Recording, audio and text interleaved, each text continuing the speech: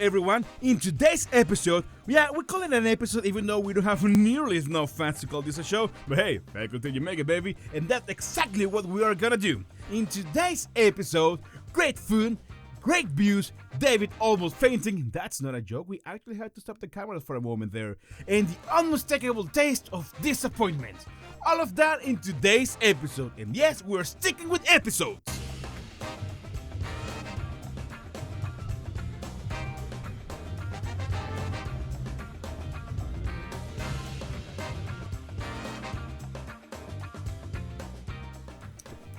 We started the day pretty much like we do every other day in this trip, with an incredible breakfast in a colorful place. In this case, a 2-story high buffet of Mexican food. And luckily, we got a table on the second floor. That's surprising, since when we got there was already a waiting line. Alright guys, so our last day here on the beautiful magical town Pueblo Mágico of Cholula, Puebla. Starting as always with a hearty breakfast, but the neat thing about this place is the amazing view that we have of the major cathedral. Is a place called as La Casa de Frida, which already amazing buffet, and beside the breakfast gave us some beautiful and amazing pan dulce. I only recognize the conchas, but see a lot of things in there. So we're gonna also see the pyramids, go see the cathedral, and we'll see you there when we finish having our breakfast. Alright, so like Jay mentioned, this is a buffet, so I got myself a really hefty plate.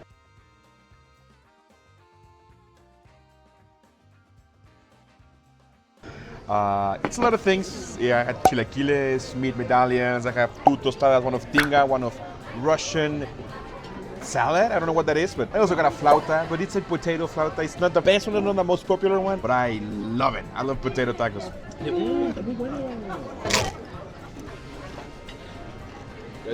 Man, I don't get why people don't like it.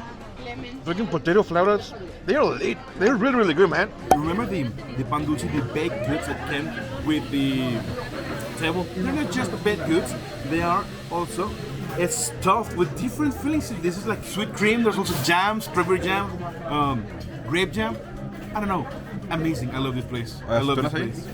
Ooh.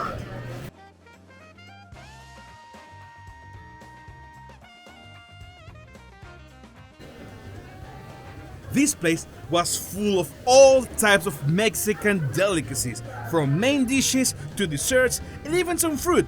I mean, nobody touched the fruit, like no one. I don't know why it was there at the first place, but hey, we like to pretend, okay? So we just finished our breakfast.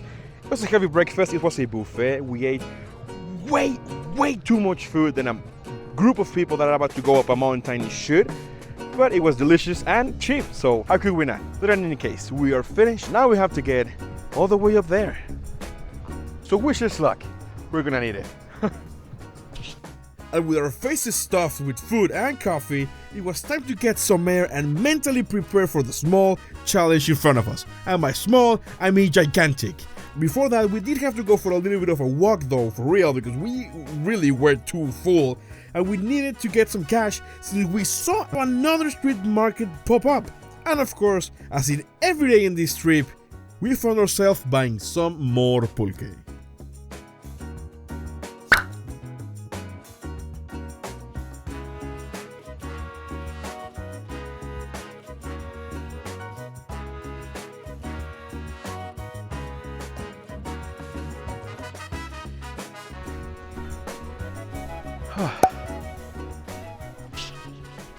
We're barely at the foot of the pyramid when our tour guide, I'm tired already, Jesus, the long way around through stairs to get at the top of the mountain.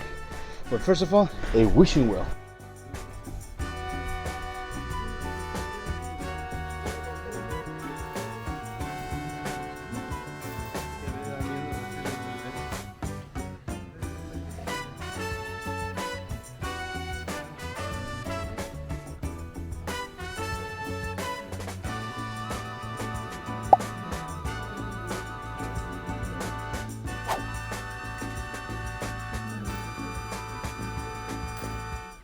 Now, here is when we ask about the well, and it turns out that this thing is about 40 meters deep. I don't even want to think about what may have happened for them to require steel doors. But they also mention that all of the water in this well is completely drinkable, like the well is still functioning.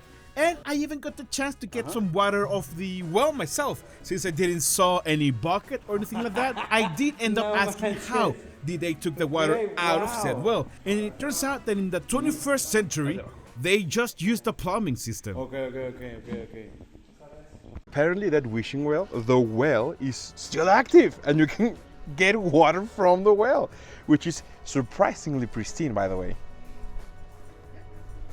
Oh, and it's cold.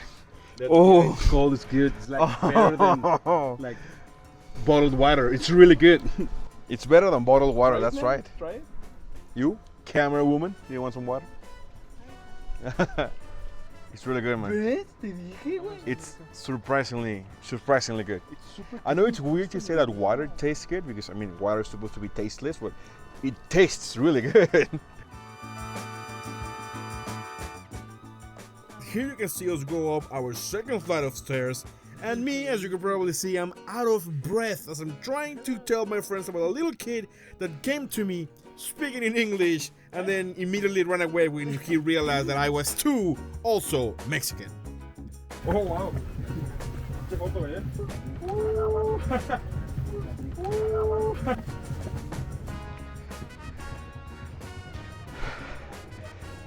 Jesus Christ, this is nothing short than a humbling experience.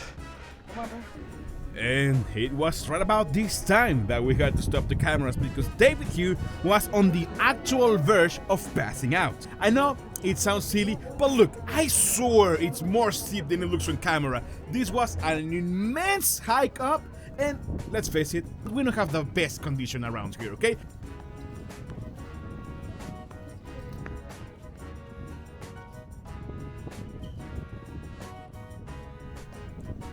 Soon after, we walked in the summit and we were talking about just how many churches there are here in Puebla, and that's when an old lady came to us and told us how there is in fact 365 churches in the state of Puebla. Apparently that's why there's always someone celebrating something here every day, because there is literally one church celebrating its anniversary every single day of the year. In fact, if you freeze this frame right here, you can see 5 churches in the background. They're a little bit hard to picture because they're very small on camera, but trust me, we'll point them out. And this one over here was actually celebrating their anniversary at that time of filming. In the typical Mexican fashion, you know, very loud music, very loud fireworks, very tasty food.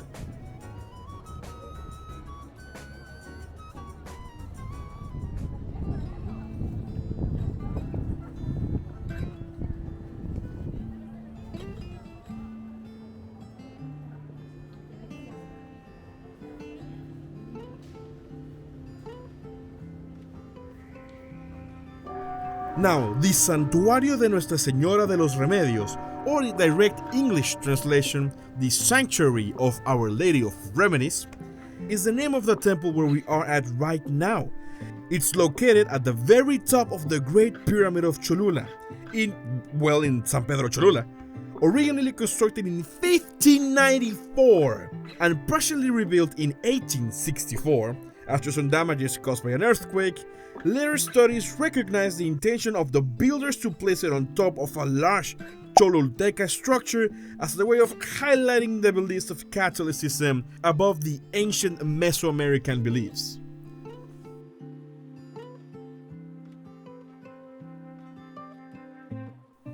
Which is actually really ironic because the Great Pyramid of Cholula, or Tlachihualtepetl, from the Nahuatl meaning handmade hill, is the exact same story. The reason behind this being the largest pyramid in the world with about 450 meters per side at the base is that there is not one, but 2 other pyramids inside of it. So if you look back into history, someone tried to cover up a pyramid, then someone tried to cover up that pyramid, then they placed a church on top of it. So everyone was following the same train of thought of my religion is better than your religion.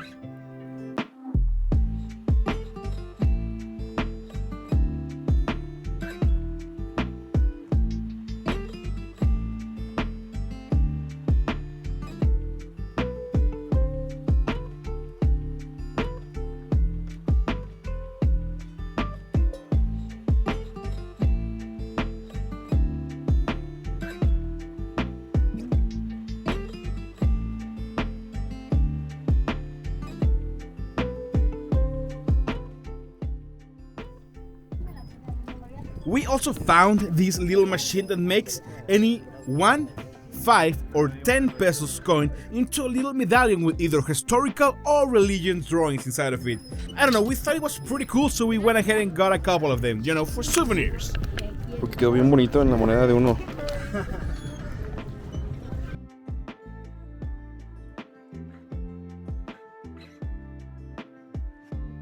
Now, talking about the pyramid, sadly that's where tragedy hit us today. As we were going down the church and into the archaeological sites and the sightings of the pyramid, a guard stopped us on our tracks, telling us that due to the bad weather, they were closed off during the weekend. So sadly, even though we were intending to go, we were not able to go look at the ruins. But not all hope was lost, as when we turned back to go to our car is when we saw in the background the ancient traditional art known as Los Voladores de Papantla setting up, which felt incredible for us because even though we have heard about them all of our lives, this was the very first time we got to see them in person. So please enjoy this little clip of the show with us.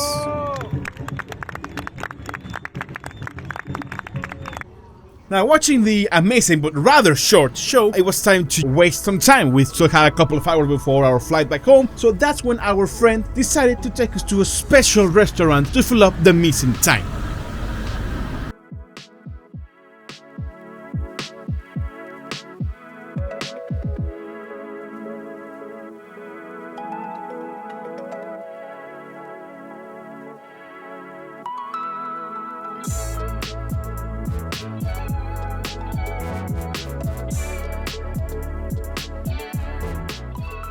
Alright guys, so we had a plan of going to the temple, the churches, and also doing some archaeological sites with the pyramids and ruins, but it started raining, and I don't mean like drizzling, I mean pouring down.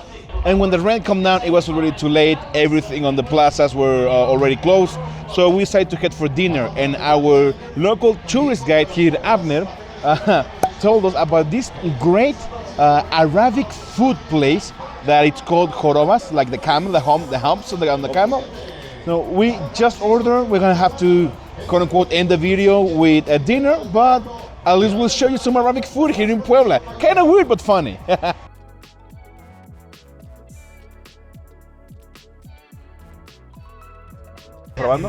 All right, so the common theme throughout all of this trip, we are still not used to the portions sold here on Puebla. So we ended up again ordering a lot of food. So just take a look at this. This is amazing. So we just finished all of this extremely delicious food, exotic. I ate a complete vegan taco, quote unquote taco, it's falafel. Falafel, man, they know what it is. It's a falafel, yeah, you know what it is. I'm sorry. Really good, Jesus Christ, but we are stuffed, we're full. That is the video for today. We have to cut it short because we have to run to the airport to catch our plane back home. So we'll see you guys on the next video.